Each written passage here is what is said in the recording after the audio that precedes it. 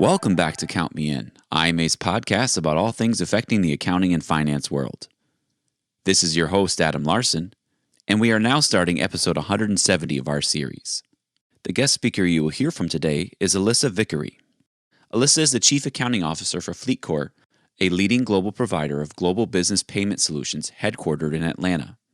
Alissa also serves as Senior Vice President of Accounting and Controls, where she has oversight over external reporting, technical accounting, and internal audit. Her leadership has helped FleetCor join the Fortune 1000 list and the S&P 500 index. In this episode, she talks about purpose-driven leaders. Alissa shares many of her personal experiences and growth and development opportunities for aspiring leaders. So to hear more, let's head over to the conversation now.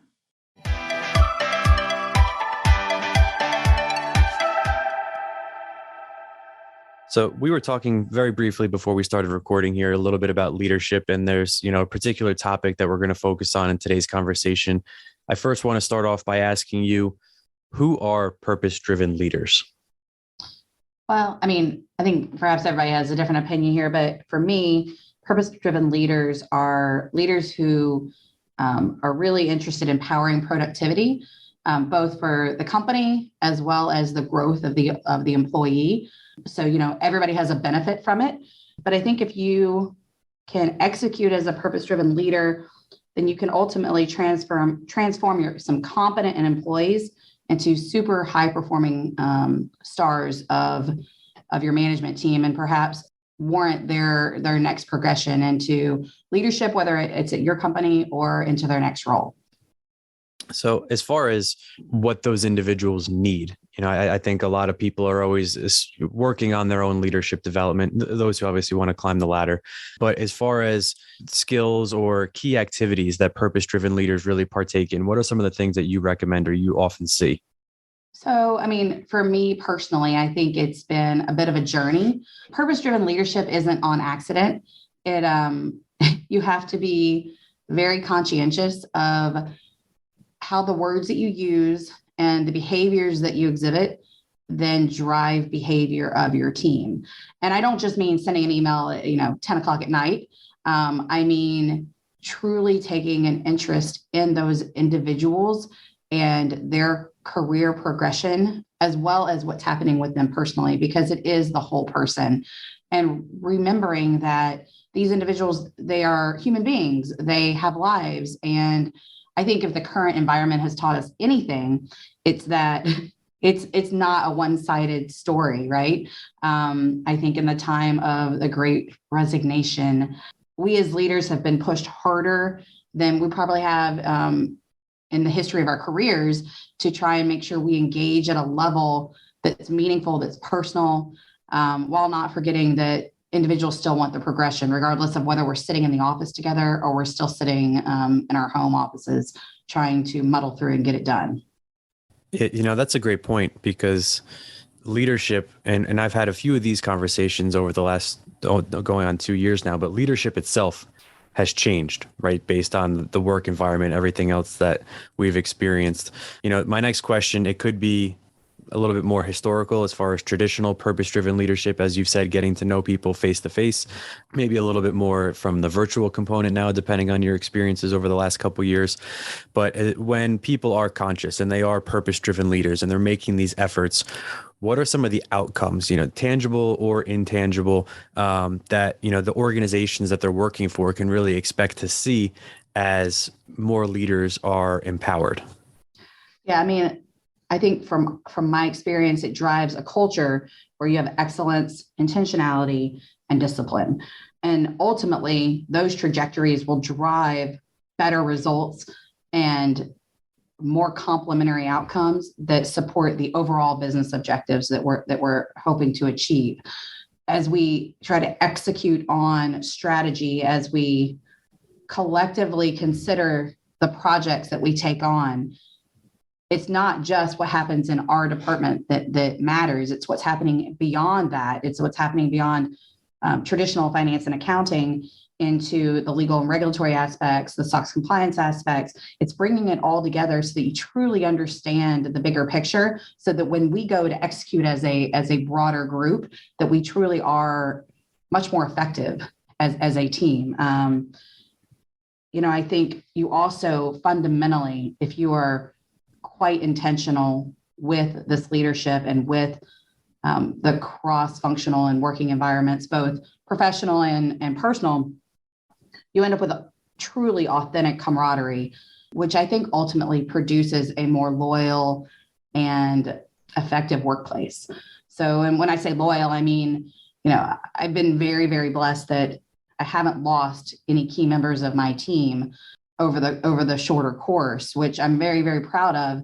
I don't know if it's anything specific individually that we do as a group, but I have to believe that acknowledging that we spend a lot of time together at the office, right? And having things that we do as a group, sometimes silly, perhaps, like dressing up for Halloween. So every year, certainly pre-COVID, we put together a slide deck actually, and come up with a theme for the entire group, and then we would encourage or coax or force individuals to participate outside of our team who are sort of like in our immediate surrounding, so that we could produce a really neat theme in terms of our dress up.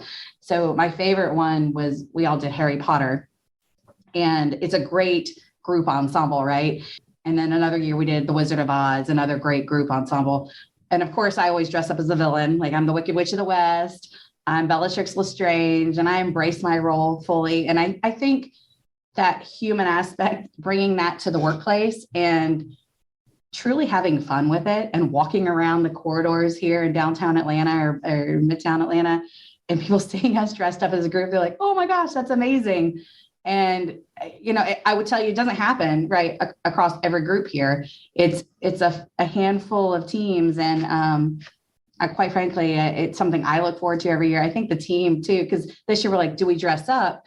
It's COVID year. It's sort of hybrid. I said, well, if you guys want to come in, we're all for it. And so we kind of put it together a little bit at the last minute. And, it's something we sort of all sort of enjoy doing as a group.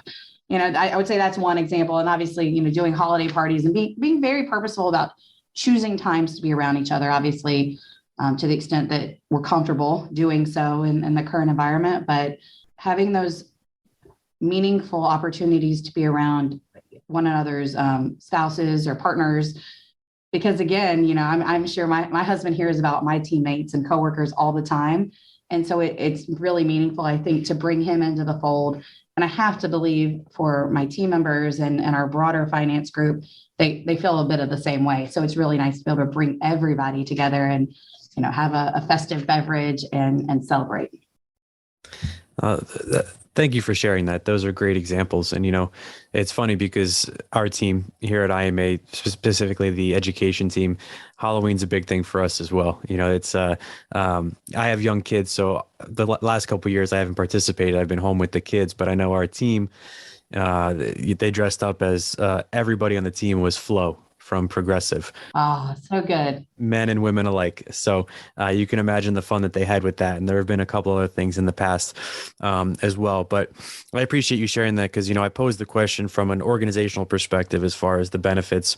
I did want to follow up with taking a step down and taking a look at the team function, so you certainly addressed that. I do want to just get your opinion on purpose-driven leaders getting to know their team, but also empowering them to become leaders of their own. Maybe it's succession planning within the organization, maybe it's for their own personal development. As a purpose-driven leader, like I said, just a quick follow-up, how do you kind of balance that, understanding that empowering others and creating new leaders could actually, I don't want to say hurt you, but, put you in a tough spot down the road? Yeah, it's not untrue, right? Your objective is to help people grow, whether that's professionally, personally, truly understanding what their goals are and their objectives, and understanding how all the pieces come together. I think having a sincere level of empathy for where they are, because everybody's at a different season in their life. Some have grown kids, some have no kids, some have young babies, and where you are personally oftentimes drives the level to which you can press the pedal. I have a team of all women, which I kind of love. That wasn't on purpose. It was just, who was the best fit for the role. but I think it's created this really unique environment in which we're sort of all there for each other, certainly professionally, but on a personal level, since everyone is in a bit of a different season, we're there to support each other in a very unique way. But back to professionally, it's having that empathy and truly understanding what people's objectives are and understanding that those objectives may change over time. And so when we're setting our professional bonus objectives for the year, which are oftentimes project and initiative driven, the first question I ask is, what is it you want to accomplish professionally over the next 1 to 3 and then 3 to 5 years? Is there something you want to go work on as part of setting these objectives that would help you get to those ultimate longer term or midterm objectives? And what can I do to help you?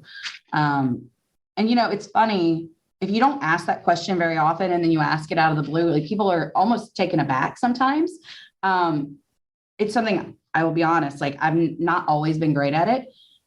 I've had to work on it. I have my own professional coaching that I work on and go through, and to try and ensure that I'm focused on the right things, that I identify my own blind spots, so that when I bring that to the group as a leader, that I'm helping them to, I'm almost like, what do you call it? Sharing and passing it down, right?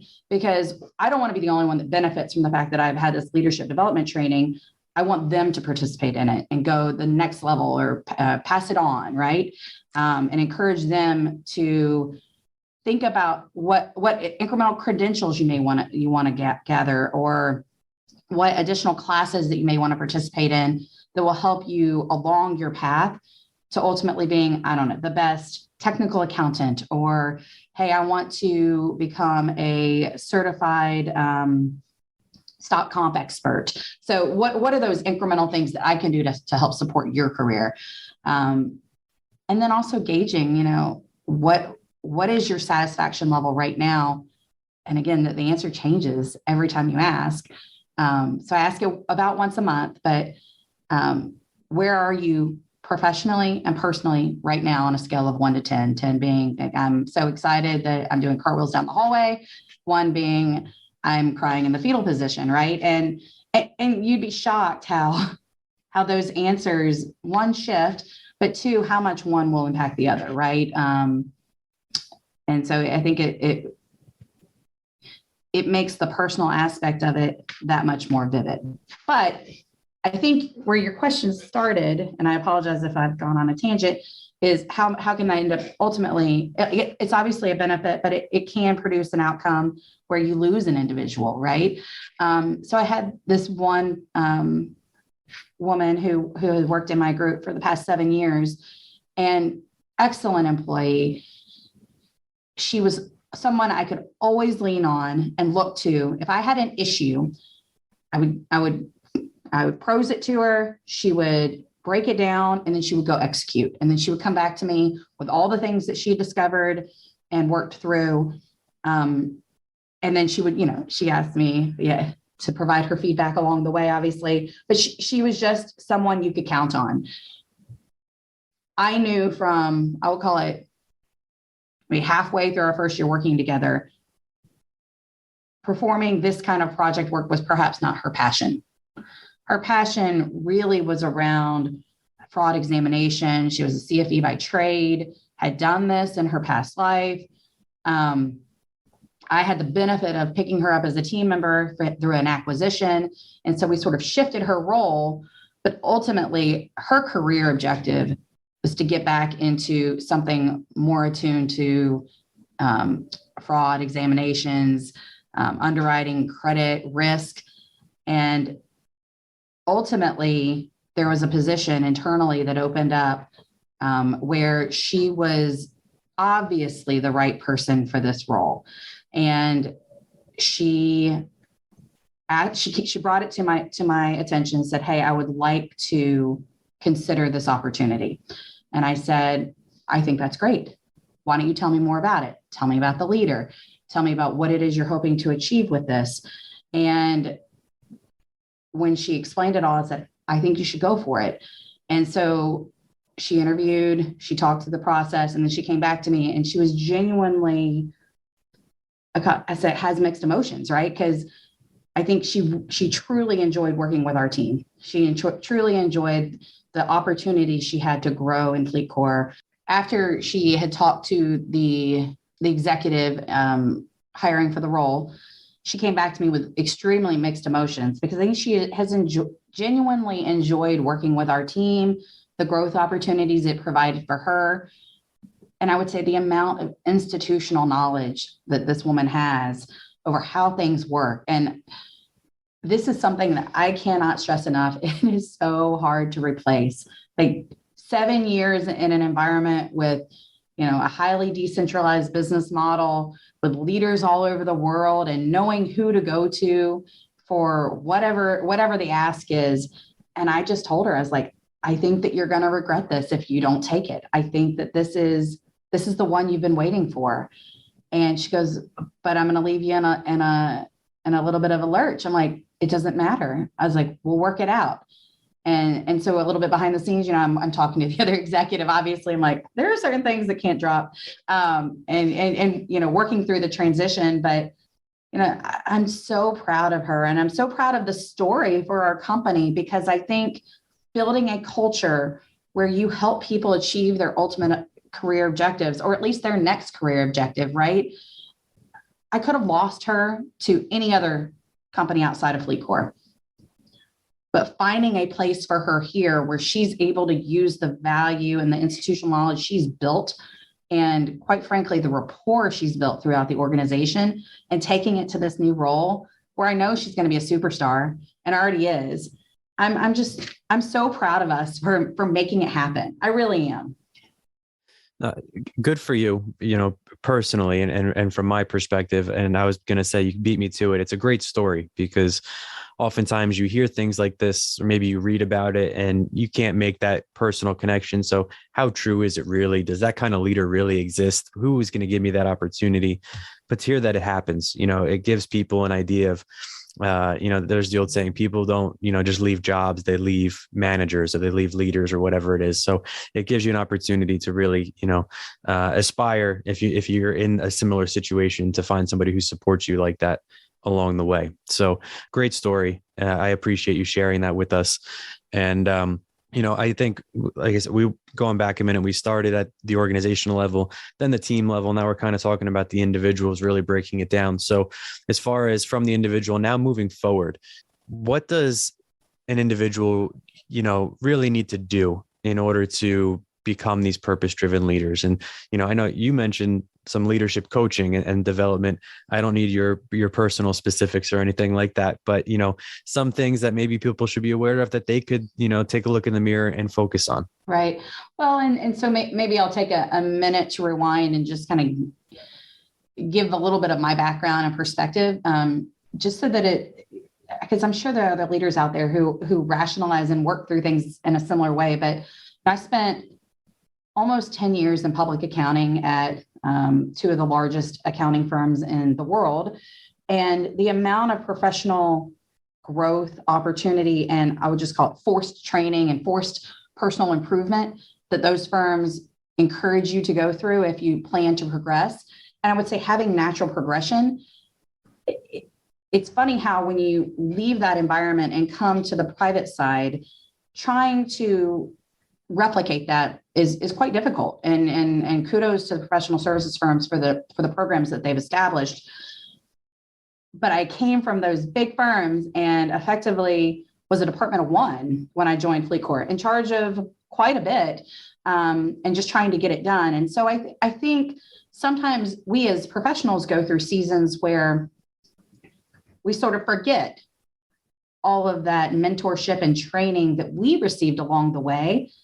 And it good, bad, and different, we become a product of our environments. And so for me, as Fleet Corps has grown into this S&P 500 company and inherently has grown our groups and departments and teams to reflect the risk and size appropriately, pivoting back to sort of where we came from. And remember, you didn't get here alone. You didn't achieve the level of success nor the level of executive presence and the ability to execute on really hard stuff, quite frankly.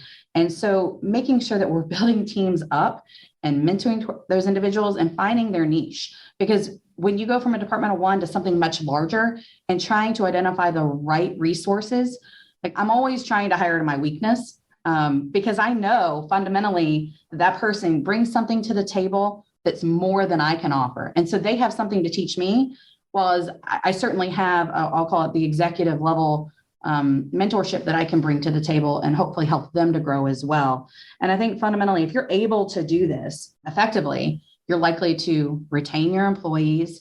You're likely to organically help identify what those opportunities are for their growth. And then fundamentally, I will just produce an output that is that much more meaningful, that people feel like they actually were part of something and they did some really solid work. And it wasn't just for, the big company, but it helped them grow as well, right? So always looking for those opportunities for growth. Yeah, it's a great point. And I just want to, kind of jump ahead and wrap things up a little bit by tying it all together really for our listeners and everything you just talked about as far as, identifying gaps and trying to, coach people along the way, particularly or specifically to accounting and finance. The profession itself has evolved so drastically, over the last few years and everything that's really impacting individual roles and the need for training and coaching and upskilling and reskilling.